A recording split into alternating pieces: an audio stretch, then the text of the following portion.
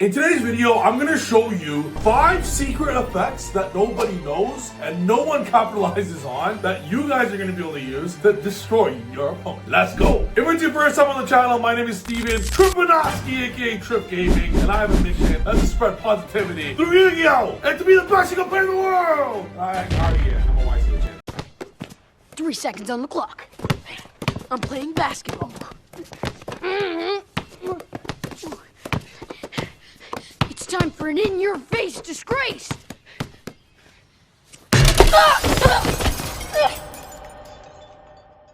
So, I'm going to show you guys all the tricks in this vid, so make sure to like, comment, subscribe if you haven't already, and make sure to go check out the one-on-one coaching that I'm officially offering starting whenever I posted this video. I'm going to be offering one-on-one coaching, but also a live masterclass. A new one will be coming soon. If you want to learn everything about yugioh, Fiendsmith, the best deck in the format that I want to YCS with, check out the description down below where you can get 12 hours of training for only $50 of a live recording, or one-on-one coaching. It's a lot more expensive than one-on-one coaching, but at least that way I could answer all your questions, etc., etc. And I am not just saying I'm the best player in the world. I am the #1 greatest player on not just Earth, but also the universe. This dude behind me stands no chance. If we ever duel, I'll fuck you up, bro. What I do? You stand no chance. I'll 5-0 that guy in a best of 2. Alright, so let's get started on 5 secret tips no one knows. Let's go. For starters, I'm going to show you guys a very specific scenario where you're opening 3 Fiendsmith cards. And this is like 3 Fiendsmith cards versus Fualos. There are some scenarios where even not against Fualos or with 2 Fiendsmith cards instead of 3 Fiendsmith cards, you're going to want to do the same line. But this line comes up quite a lot. And you're going to see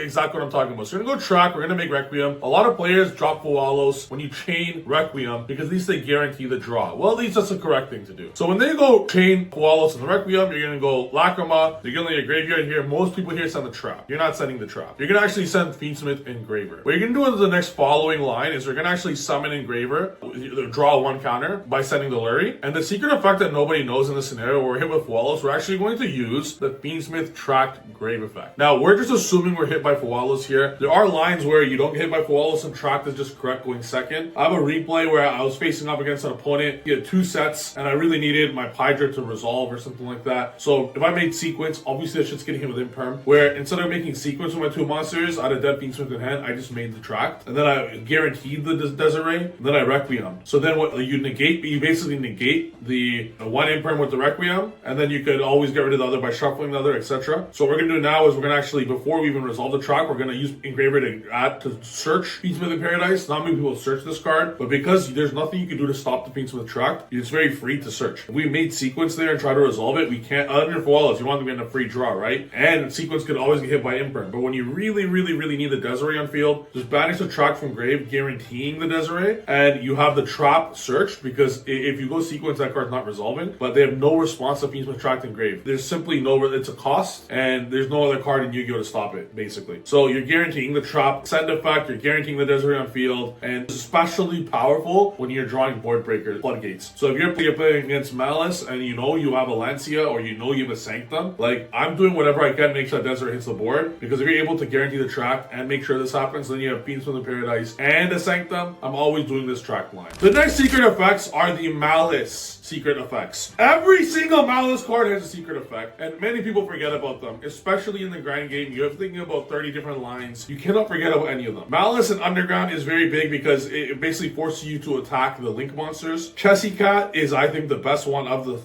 each of the main deck Maliss monsters all have secret effects. Chess is probably the best one, where any monster destroys by battle, it's automatically banished. This comes up in Fiendsmith grind games, where if Chessy Cat is pointing to Ransom can kill it. White Rabbit, no damage happens from Maliss Link monsters. And then Mouse effect can come up more probably. It's probably Cat as the best one. Mouse is the second. Black Rabbit is the third, is the best secret effects in my opinion. Maliss Link monsters that point to this card cannot be destroyed by effects. That comes up. And then next, the secret effect of Ransom is also very relevant. When this card points to a monster, the original attacking defense of all monsters your opponent controls are switched. That's 100% relevant, because when there's a lot of lines like enter battle phase with Pistials or whatever, they're 2000, not being able to out it, and you're forced to attack the links. So that comes up a lot. And the best secret effect of all of them is Cryptor, because your opponent, now this, many people don't understand this, but if your opponent goes X, Ryzeal, Sen, Aggregator, negate Cryptor, that doesn't do jack shit if Cryptor's eventually pointing to a monster. Even if it was negated originally in the turn. It's like Arctic Protocol for that ugly deck. Artigeist, whatever that shit's called. What's it called again? Altergeist. Altergeist Protocol, the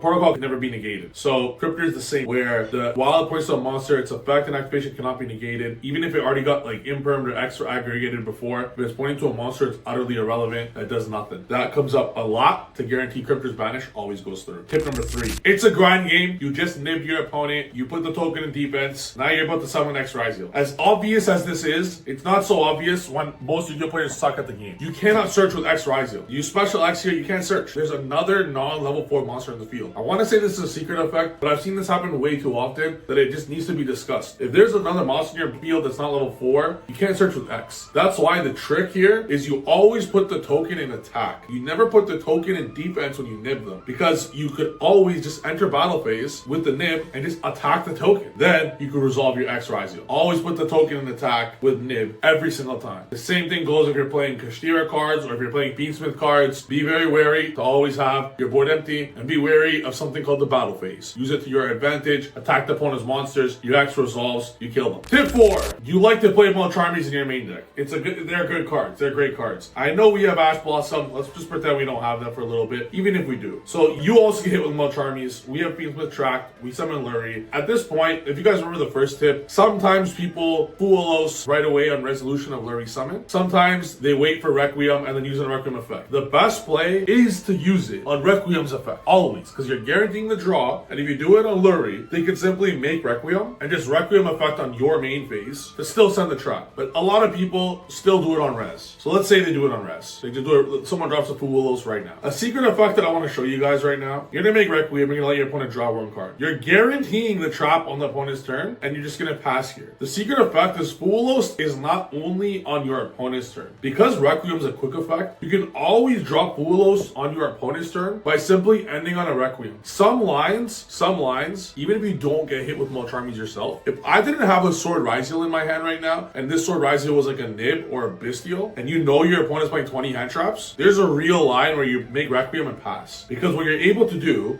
when your opponent activates a card you want to imperm, it's very important, because Fuwa and imperm will not coexist with directly, right? So when your opponent activates a card that you would like to imperm, you chain link, let's say for example the Ice Ryzeal effect, as example. What you would like to imperm that. Yes, you can hit it with Fualos, but then your imperm is dead for the rest of the duel turn. So I'm gonna go chain link 2 Requiem. I'm gonna go chain link 3 Fualos response, giving him an opportunity to first you go chain link 1 Requiem, giving him an opportunity to Ash Requiem. If it passes Requiem passes Ash, they probably don't have it. Then you go Fualos after. Then you imperm the Ryzeal. Even though you're able to draw off Fualos, you're going second, you want to make sure. And when the Lacrima gets summoned, you won't be able to use imperm. So that's just a cool way to resolve imperm and Fualos going first in this scenario with the Requiem on the field. It's just a pretty cool thing to recognize. You set the imperm, you can't resolve Fualos, and when you Lacrima hits the field, you can't resolve any. Keep in mind, Requiem is a quick effect on either turn. Tip number 5. You just outed the entire board. You slop down a Typhon. You're like, great. My Typhon will out the detonator. You clear the board. I just out the whole Ryzeal board. Alright, you slap Typhon on your last card, and then you want to use the effect. If you have Right Soft, you can't. That's a secret effect with Typhon, because Right Soft will gain the effect that will give Typhon 100 attack boost no matter what, making it 3000 attack. You're no longer able to bounce Detonator on the field because Typhon is 3000 attack. Or in this scenario, it'll be 3300 attack, making it higher than 3000. Its own effect negates its own effect. So you can't Typhon anymore in scenarios. Keep that in mind on Right Soft. Bonus tip! Now this is a very special tip.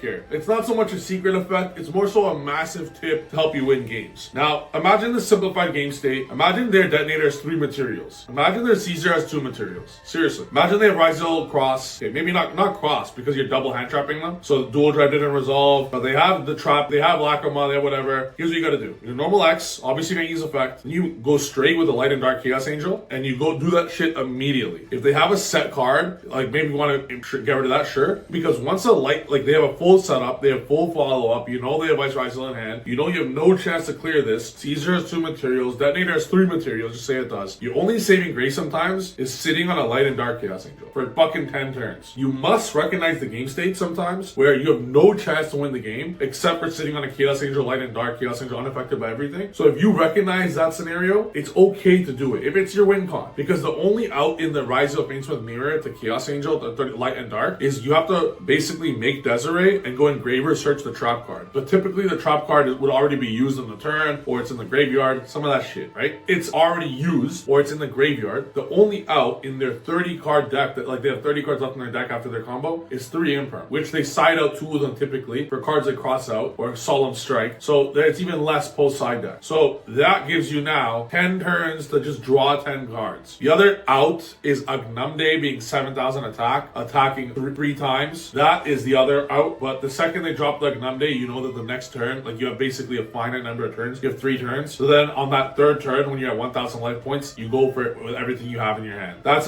sometimes as the meta is slightly shifting to Chaos Angel Turbo.